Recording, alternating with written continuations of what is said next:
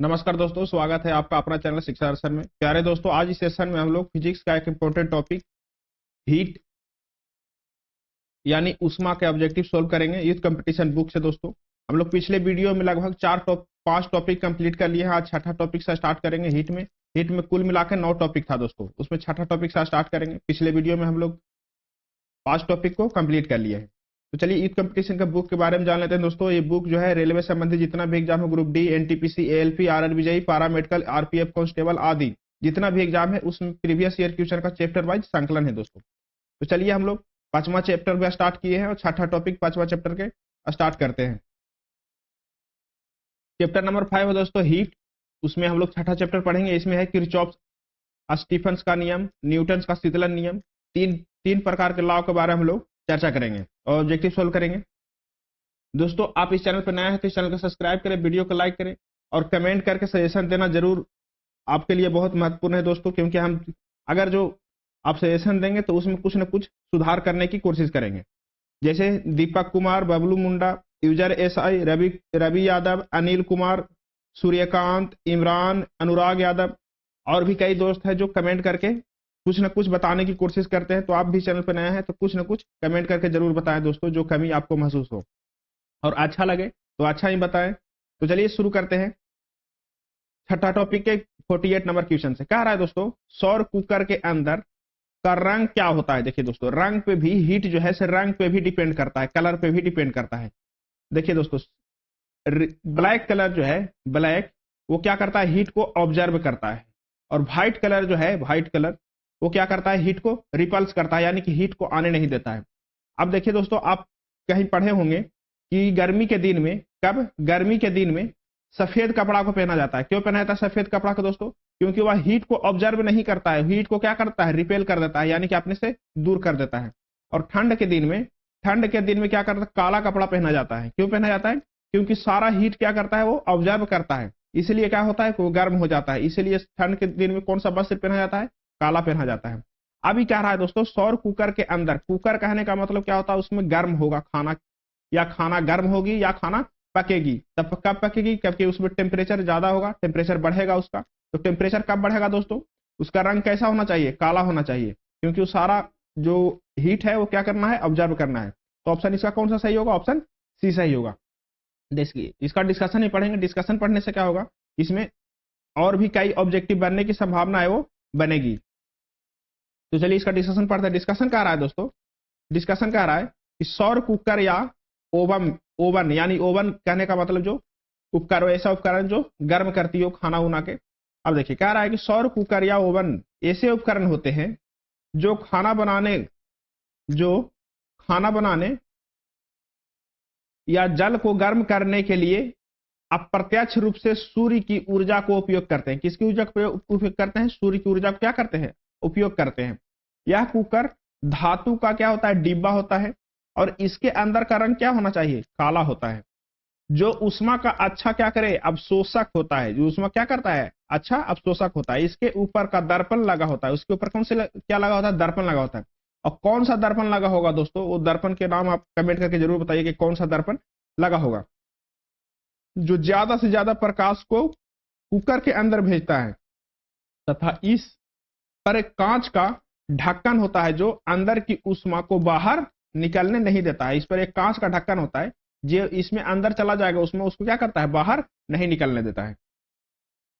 Question number 49 देखिए दोस्तों। Question number 49 कह रहा है कि एक गर्म पिंड, क्या कह रहा है, एक गर्म पिंड न्यूटन के ठंडक नियम का अनुकरण करता है। पिंड का प्रारूपी तापमान समय आरेख क्या होगा। देखिए, इसमें कह रहा है टेम्परेचर और टाइम का आरेख बनाया है, टेम्परेचर और टाइम का आरेख बनाया है। इसका ऑप्शन डी सही है। ये टेम्परेचर है दोस्तों, ये टेम्परेचर है और ये टाइम है, क्या है, टाइम है। अब देखिए इस आरेख के बारे में समझते हैं। कहता है एक गर्म पिंड न्यूटन के ठंडक नियम यानी कि न्यूटन के शीतलन नियम का पालन करता है, ठीक है। तो पिंड का प्रारूपी तापमान समय आरेख विकल्प डी के अनुसार होता है। देखिए, किसी पिंड या पदार्थ को वायुमंडल में ठंडा करना न्यूटन के शीतलन नियम पर आधारित है। देखिए, कोई भी पिंड है दोस्तों, कोई भी या वस्तु है, उसको गर्म कर दिए, उसको वायुमंडल में ठंडा कर रहे हैं, तो कौन सा नियम से ठंडा होगा दोस्तों, वो न्यूटन के शीतलन नियम से ठंडा होगा।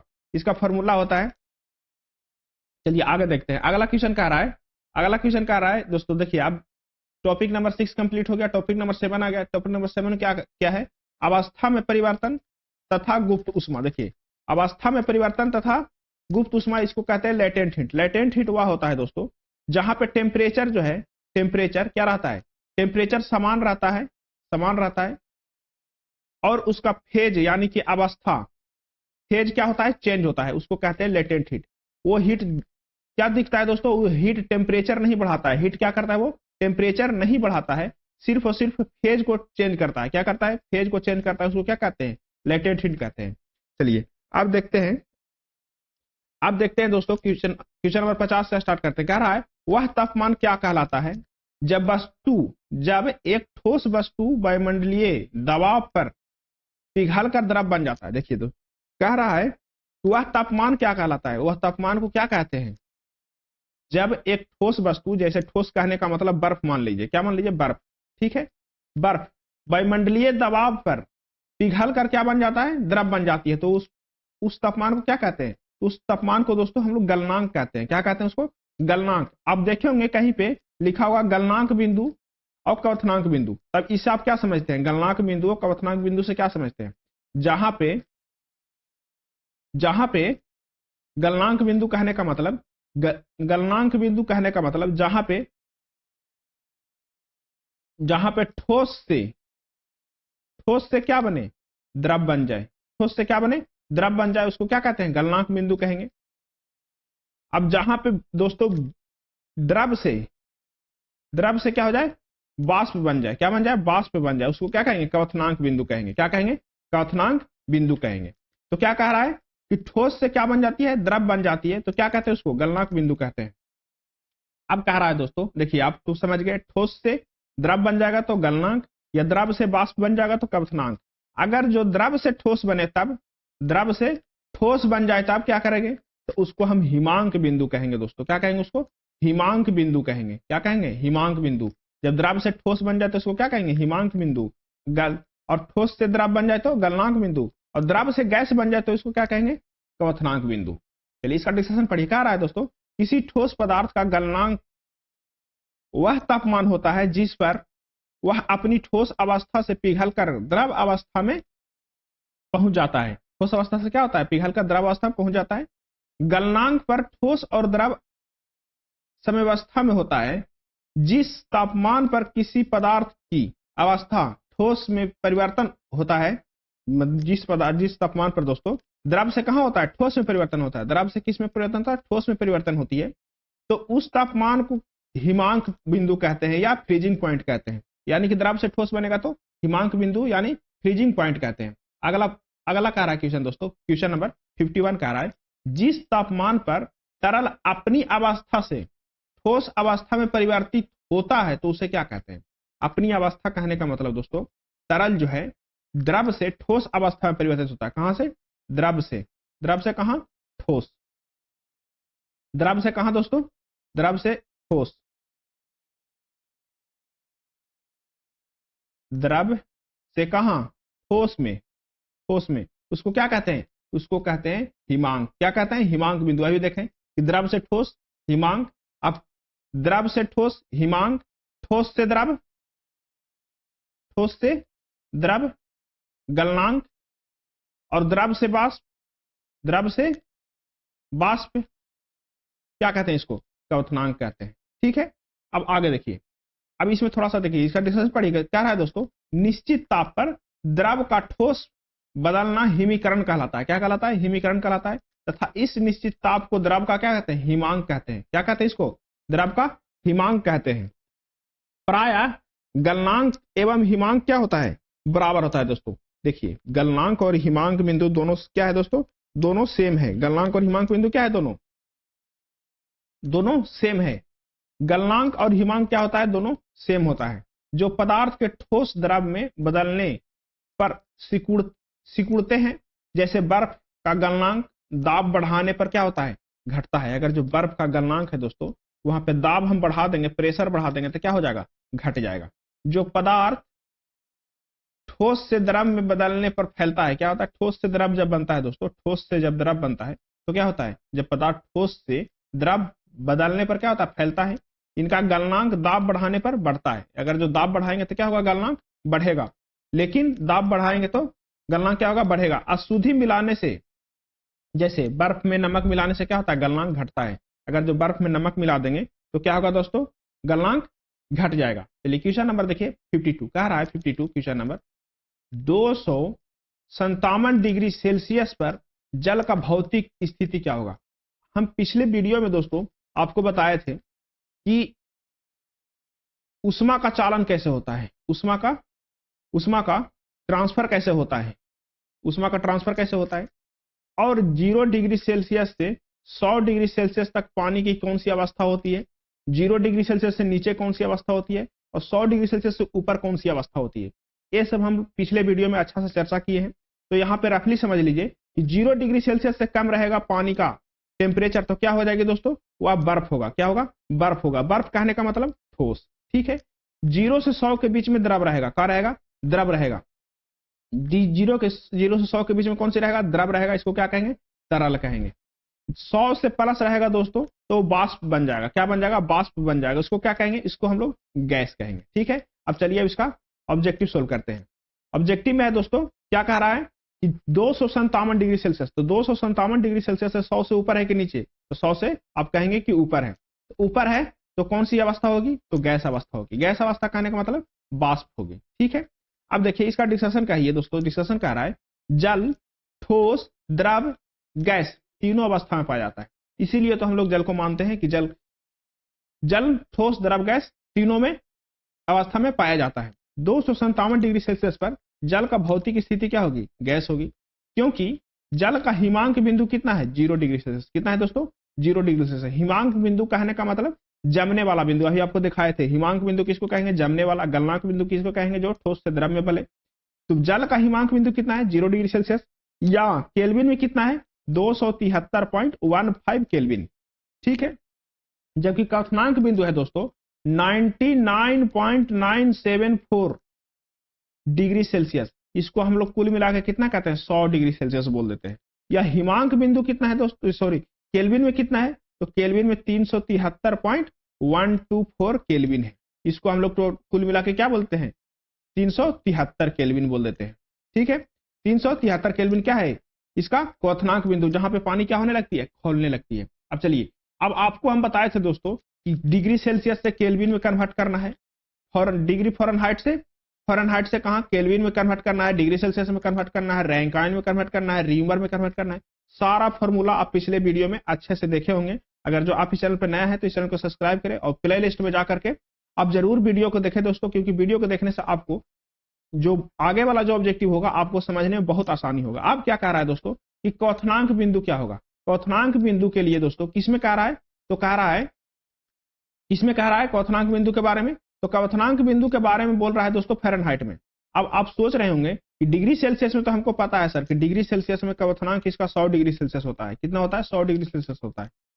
तो फ़ारेनहाइट में कितना होगा, और समझ रहे होंगे सर केल्विन में अभी हमको पता है 373 केल्विन होता है इसका क्वथनांक, लेकिन फ़ारेनहाइट में क्या होगा। तो फ़ारेनहाइट में क्या होगा, उसके लिए हम आपको बताए थे। क्या बताए थे दोस्तों, बताए थे कि अगर जो डिग्री सेल्सियस में आपको पता है तो फ़ारेनहाइट में भी आसानी से आप चेंज कर सकते हैं। कैसे चेंज कर सकते हैं, तो C-0/100 करेंगे, ठीक है।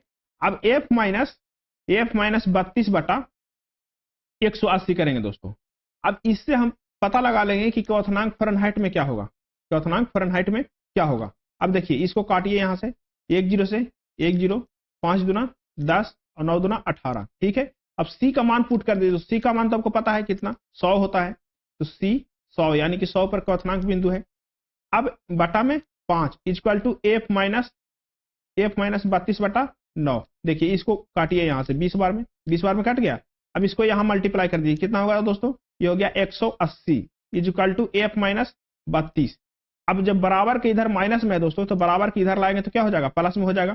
तो 180 प्लस 32 कीजिए, 180 कितना हो जाएगा फ़ारेनहाइट में, F बराबर 180 प्लस 32 इक्वल टू कितना हो जाएगा, 212 फ़ारेनहाइट होगा। यानी कि ऑप्शन कौन सा सही होगा दोस्तों, ऑप्शन बी सही होगा। यानी कि 212 डिग्री फ़ारेनहाइट क्या रहेगा, पानी का क्वथनांक रहेगा, बॉइलिंग पॉइंट रहेगा, ठीक है। चलिए इसका डिस्कशन पढ़ते हैं। क्या रहा है पानी का क्वथनांक बॉइलिंग पॉइंट कितना होता है? 212 डिग्री फ़ारेनहाइट होता है।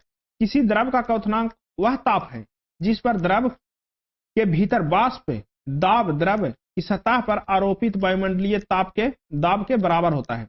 पानी का क्वथनांक वायुदाब के साथ परिवर्तित होता है। देखिए पानी का जो क्वथनांक होता है दोस्तों वो वायुदाब के साथ परिवर्तित होता है। अब क्या होता है इसमें? वायुदाब बढ़ाने पर द्रव का क्वथनांक क्या होता है? क्वथन हेतु अधिक उचित ताप की आवश्यकता होती है। अगर जो देखिए दोस्तों कहीं पे आप सुने होंगे कि वायुदाब बढ़ाने पर क्या होता है उसका? वायुदाब बढ़ाने पर उसको बॉयल कराने के लिए उसका टेम्परेचर क्या चाहिए? ज्यादा चाहिए। अगर जो दाब बढ़ा दिए तो ज्यादा चाहिए। इसलिए तो बोला जाता है दोस्तों कि पहाड़ पे कोई खाना बनाता है तो जल्दी नहीं पकता है, लेट लगता है। क्यों लेट लगता है? क्योंकि वहां पर पानी जो है कम दाब होने के कारण क्या होने लगता है? पहले उबलने लगता है। कम टेम्परेचर पर क्या होने लगती है? उबलने लगती है। इसलिए खाना पकने में क्या होता है? लेट होता है। प्रेशर कुकर में क्या होता है दोस्तों? दाब को हम बढ़ा देते हैं। दाब को बढ़ाने से क्या होता है? ज्यादा टेम्परेचर लगी और खाना जल्दी पक जाती है। चलिए क्वेश्चन नंबर 54 कह रहा है दोस्तों, क्वेश्चन नंबर 54 कह रहा है, क्वेश्चन नंबर 54 कह रहा है हिमीकरण। हिमीकरण या फ्रीजिंग तापमान पर पानी के पाइप फट जाते हैं। ऐसा डॉट डॉट डॉट के कारण है। देखिए जैसे ही दोस्तों हिमीकरण होती है या फ्रीजिंग होती है या पानी जमती है तो उसका आयतन जो होता है दोस्तों, आयतन वो बढ़ता है। क्या होता है? आयतन बढ़ता है।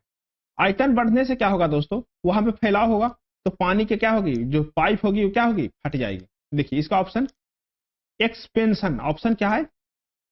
ये सही है। एक्सपेंशन कहने का मतलब दोस्तों फैलाव। क्या होता है इसका? फैलाव। यानी कि जब पानी जब जमती है तो उसमें क्या होती है? फैलाव होती है। अब पाइप में तो कोई फैलाव नहीं होगा दोस्तों, इसमें पानी भरा हुआ है। अब पानी जब जमेगी तो इसमें क्या होगी? फैलाव होगी। इधर सारे चारों तरफ क्या लगाएगी? फोर्स लगाएगी, एक एक्सपेंशन एक्सटेंशन फोर्स लगाएगी। अब फोर्स के कारण क्या करेगी? पाइप को फाड़ देगी। यानी कि ऑप्शन ए सही है। देखिए दोस्तों हिमीकरण, इसका डिस्कशन कर रहा है हिमीकरण। हिमीकरण तापमान पर पानी के पाइप क्या हो जाता है? फट जाता है। क्योंकि पानी जमने से आयतन में क्या होती है? प्रसार होने का मतलब बढ़ती है। बर्फ का आयतन बढ़ जाता है और पाइप क्या होती है? फट जाती है। अधिकतर द्रवों को गर्म करने पर उसका आयतन क्या होता है दोस्तों? जब गर्म करते हैं तो उसका आयतन क्या होता है? अधिकतर द्रवों को गर्म करने पर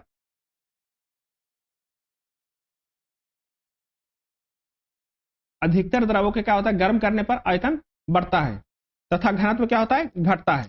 परंतु देखिए कह रहा है दोस्तों मैक्सिमम द्रव है, मैक्सिमम लिक्विड है, मैक्सिमम लिक्विड, उसको गर्म करने पर आयतन बढ़ता है। आयतन क्या होता है? वॉल्यूम क्या होता है? बढ़ता है। लेकिन पान और डेंसिटी क्या होता है? घटता है। लेकिन परंतु पानी का व्यवहार 0 से 4 डिग्री सेल्सियस पर, कहां से? 0 डिग्री सेल्सियस से 4 डिग्री सेल्सियस तक बीच क्या होता है? उल्टा होता है दोस्तों। 0 डिग्री सेल्सियस से 4 डिग्री सेल्सियस तक बीच क्या होता है? इसका उल्टा होता है। क्या होता है उल्टा दोस्तों? यदि पात्र में 0 डिग्री सेल्सियस पर पानी को गर्म किया जाता है तो 0 से 4 तक इसका आयतन क्या होगा? वॉल्यूम क्या होगा? घटेगा दोस्तों। देखिए क्या हो रहा है मैक्सिमम लिक्विड में, क्या होता है कि 0 से 4 तक आप पानी का टेम्परेचर बढ़ाएंगे तब वॉल्यूम क्या होगा? उसका बढ़ेगा। लेकिन पानी में क्या होता है? 0 से 4 तक आप टेम्परेचर बढ़ाएंगे तो वॉल्यूम क्या होगा? घटेगा। ठीक है। तथा डेंसिटी क्या होगा? बढ़ेगा। ठीक है। फिर कह रहा है दोस्तों 4 डिग्री सेल्सियस पर पानी का आयतन क्या हो जाता है? वॉल्यूम क्या हो जाता है? मिनिमम होता है वॉल्यूम 4 डिग्री सेल्सियस पर। और इसका डेंसिटी क्या होता है दोस्तों? मैक्सिमम डेंसिटी हो जाता है। यानी कि घनत्व में क्या हो जाता है? मैक्सिमम हो जाता है 4 डिग्री सेल्सियस पर। आगे गर्म करने पर इसका व्यवहार समान द्रवों के भांति होता है। अब 4 से जैसे ही आगे बढ़ा देंगे दोस्तों, 4 डिग्री सेल्सियस से आगे बढ़ा देंगे तो फिर सामान्य द्रव की तरह हो जाएगी। जैसे गर्म करने पर वॉल्यूम बढ़ेगा, डेंसिटी घटेगा, माने कि 4 डिग्री सेल्सियस के बाद। लेकिन 0 से 4 तक के इसमें एक नेचर है, जो 0 से 4 तक आप गर्म कीजिएगा तो वॉल्यूम क्या होगा दोस्तों? वॉल्यूम इसका घटेगा और डेंसिटी क्या होगा? बढ़ेगा। इसीलिए तो 4 डिग्री सेल्सियस पर वॉल्यूम क्या होती है? अधिकतम होती है। और 4 डिग्री सेल्सियस पर डेंसिटी क्या होती है? डेंसिटी वॉल्यूम क्या होती है? मिनिमम होती है। और डेंसिटी क्या होती है? मैक्सिमम होती है दोस्तों। देखिए आप याद रखिएगा क्योंकि 4 डिग्री सेल्सियस वाला जो पानी के संबंधित जो क्वेश्चन है वो ज्यादा पूछा जाता है एग्जाम में। चलिए क्वेश्चन नंबर 55 देखिए, कह रहा है दोस्तों पानी का क्वथनांक बिंदु केल्विन पैमाने पर क्या होगा? अभी आपको बना के बताए थे तो इसी प्रकार से आप बना लीजिएगा। क्या होगा केल्विन के पैमाने पर?